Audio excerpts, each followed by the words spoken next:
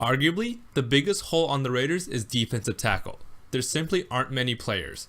Years and years of high draft picks have yielded little to no results. Mario Edwards Jr. is the most accomplished defensive tackle, and he can't stay on the field. Jihad Ward and Eddie Vanderdoss have the talent, but this group is weak overall. The one constant defensive tackle is a pending free agent. Justin Ellis was never amazing, but he was always available and a viable run stuffer. Ideally, the Raiders bring him back on a cheap deal. It's not a big deal if he leaves, but the Raiders have massive holes in the middle of the defensive line.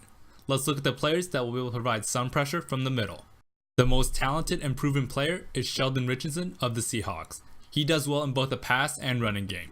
He's not dominant like he did that one Pro Bowl year, but he's very good and can fit into every scheme. He's the best defensive tackle in the open market and will likely get paid. My guess is there's a bidding war and the Raiders lose out. Dontari Poe signed a one-year deal and played well in the run game and as a pass rusher. He responded well and is looking for a big deal.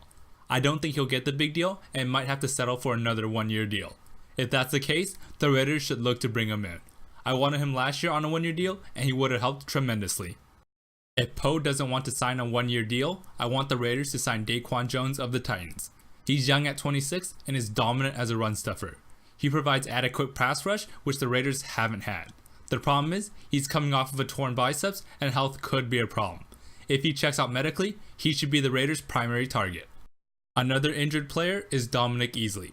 Easley is kind of a forgotten man on the Rams. He missed the season with a torn ACL, but is extremely talented.